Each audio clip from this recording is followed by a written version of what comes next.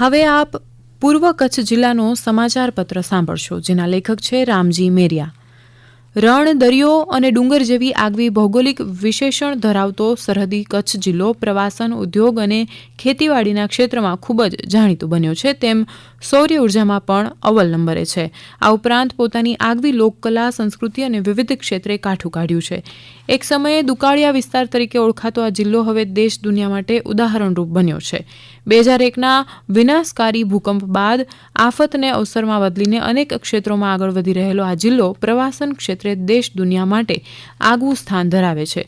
કચ્છનું રણ કે જે સફેદી ધારણ કરે છે, તેને જોવા માટે પ્રવાસીઓની ભીડ ઉમટે છે અને કચ્છમાં ગામે ગામના લોકો હસ્તકલાને નિહાળવા અને ખરીદવા માટે આવતા હોય છે.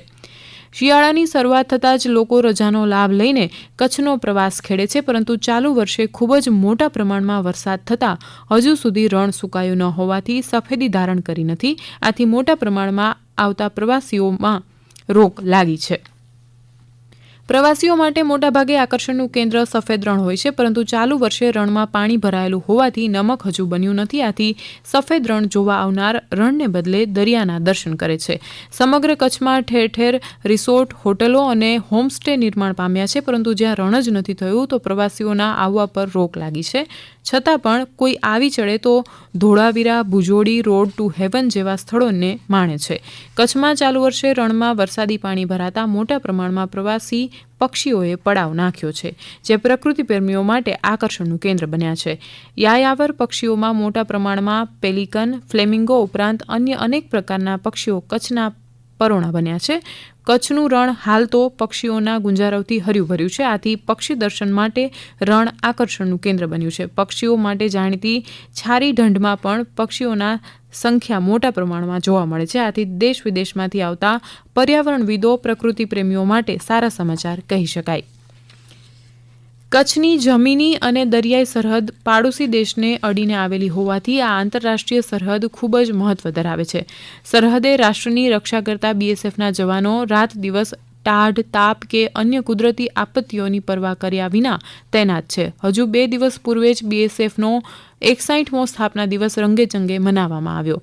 21મી નવેમ્બરના રોજ પાટનગર, ભુજ ખાતે દેશના ગૃહમંત્રીની ઉપસ્થિતિમાં અને રાજ્યના ઉપમુખ્યમંત્રી અને ગૃહમંત્રીની હાજરીમાં સીમાદળના મહાનિદેશક શ્રી ચૌધરી, સાંસદ અને રાજ્યમંત્રી સહિતના જનપ્રતિનિધિઓની હાજરીમાં વિશેષ કાર્યક્રમ યોજાઈ ગયો. આગામી 5 વર્ષમાં બીએસએફ વિશ્વનો સૌથી આધુનિક સુરક્ષા દળ બનાવાશે તેવી નેમ વ્યક્ત કરવામાં આવી.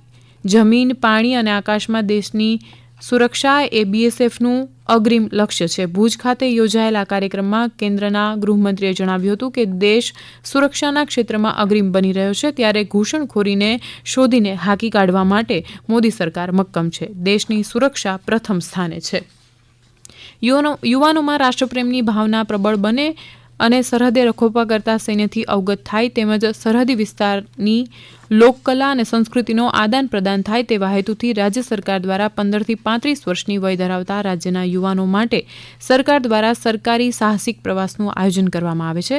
આપણી સરહદ ઓળખો આ પ્રવાસ અંતર્ગત રાજ્યભરના 100થી 200 જેટલા યુવક યુવતીઓ માટે આ કાર્યક્રમ દર વર્ષે યોજાય છે અને યુવાનો તેમાં હોંશભેર જોડાતા હોય છે.